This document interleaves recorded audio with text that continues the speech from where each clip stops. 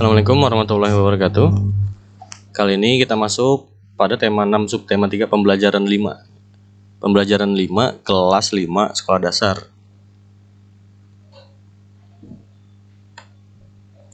Mata pelajaran yang terkait tematiknya adalah Bahasa Indonesia, IPA, dan yang terakhir ini SBDP. Tujuan pembelajarannya yang pertama itu dengan membuat diagram isi bacaan. Siswa mampu menyajikan hasil kesimpulan isi teks penjelasan pada media elektronik secara visual secara tepat. Lalu dengan mengamati dan mengidentifikasi benda-benda di lingkungan rumah, siswa mampu menyusun tabel contoh benda yang menggunakan konsep perpindahan, color sharency, dan lengkap.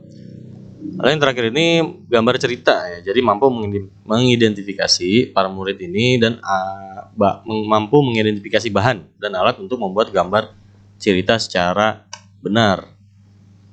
Nah, di sini ada gambar orang tua dengan anaknya sedang memasak di oven. Nah, lalu di sini ada pertanyaan.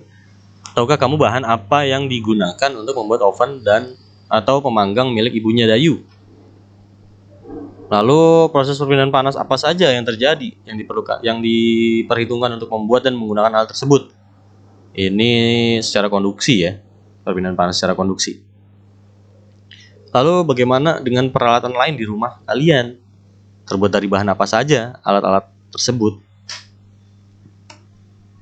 Nah, lanjut untuk pelajaran bahasa Indonesia di sini menggarisbawahi informasi penting dan kata-kata sulit. Jadi seperti pembelajaran yang sudah sebelumnya, menggarisbawahi kata-kata sulit. Ini pertama dibaca dulu isi bacaannya, paragrafnya dibaca, lalu ketika menemukan informasi lalu digaris bawahi, dan kata-kata sulitnya itu dibuat tabel dan dilihat artinya itu di dalam Kamus Besar Bahasa Indonesia. Nah, contohnya, misal contoh di sini. Jadi ada bacaan di sini, bahan konduktor dan isolator di sekitar kita. Di sini Pak Guru bacakan, barang-barang dalam kehidupan sehari-hari banyak yang memanfaatkan sifat benda sebagai konduktor atau isolator. Benda apakah itu? Selimut dan panci merupakan benda yang memanfaatkan sifat ini. Contoh, di sini kalian garis bawahi, berarti kan ini berupa informasi dari bacaan paragraf pertama ini. Lanjut. Nah, sekarang kita pembahasannya materi pembelajaran IPA ya, bahan konduktor dan isolator di sekitar kita. Untuk pembelajaran ini ya, kita bahas selimut dan panci merupakan benda yang memanfaatkan sifat ini. Jadi selimut dan panci itu merupakan benda yang memanfaatkan sifat ini, masuk dalam konduktor dan isolator. Lalu selimut merangkap udara. Ya, jadi sini selimut itu merangkap udara. Udara adalah isolator sehingga tidak menghantarkan panas yang keluar dari tubuh kalian, dari tubuh kita.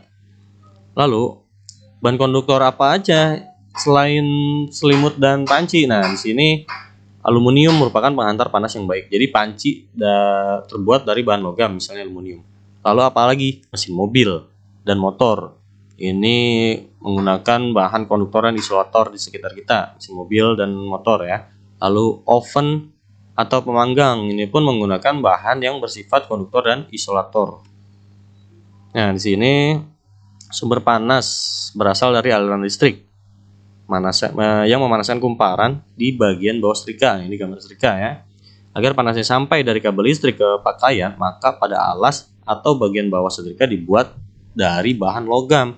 Sedangkan bagian pegangan setrika terbuat dari plastik yang bersifat isolator. Nah, ini setrika zaman dulu. Setrika zaman dulu pun seperti itu.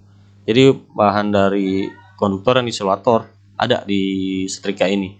Ini merupakan gambar yang Pak Guru tunjuk ini merupakan gambar bahan konduktor, bahan yang mudah mengalirkan panas. Nah, yang ini pegangannya ini terbuat dari isolator, jadi tidak dapat menghantarkan panas dengan baik.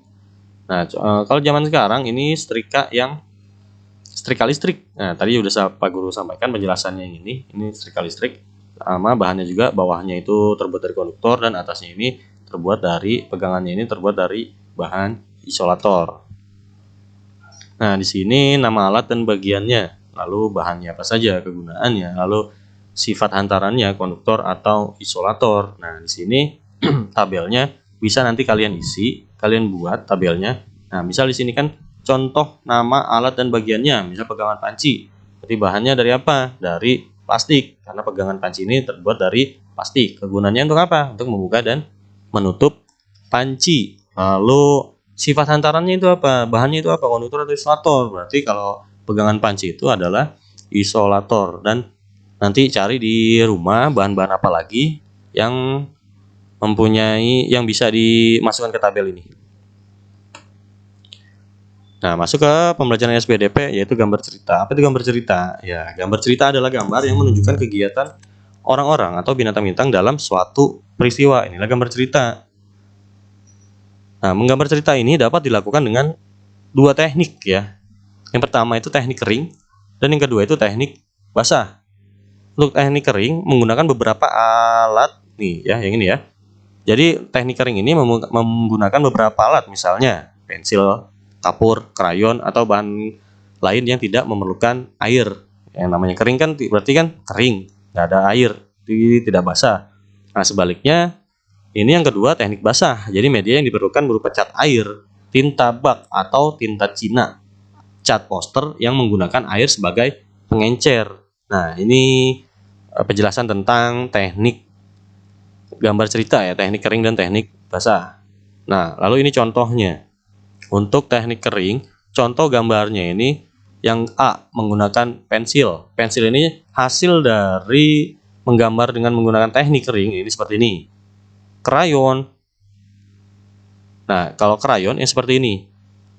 Lalu yang terakhir itu ada pulpen atau spidol. Nah, hasil dari teknik kering menggambar cerita dengan menggunakan pulpen atau spidol, ini hasilnya seperti ini.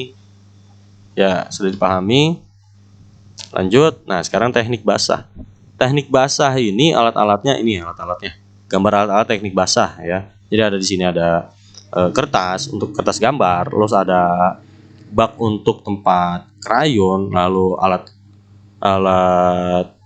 lukis ya, alat lukisnya, lalu krayonnya. Di sini air. Ini alat-alat yang dibutuhkan dalam menggambar gambar cerita teknik basah. Nah, ini contoh hasilnya. Jadi hasilnya seperti ini untuk menggambar teknik basah. Ya, selesai. Berarti untuk pembelajaran kali ini, pembelajaran 5 ya, pembelajaran 5 subtema 3 kelas 5 sekolah dasar. Pak Guru cukupkan. Wassalamualaikum warahmatullahi wabarakatuh.